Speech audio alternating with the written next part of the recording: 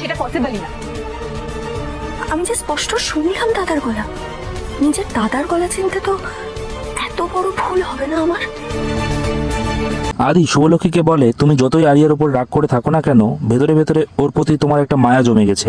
শুভলক্ষী বলে, না, মানবিকতার খাতিরে এসব করছি।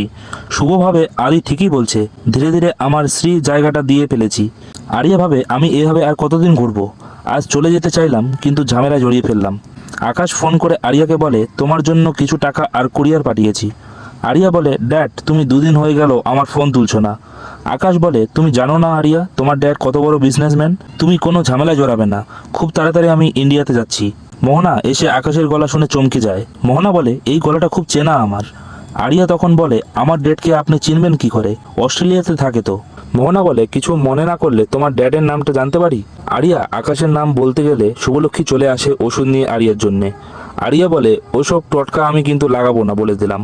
পরবর্তী পর্বটি দেখতে হলে চ্যানেলটিকে অবশ্যই লাইক এবং সাবস্ক্রাইব করুন।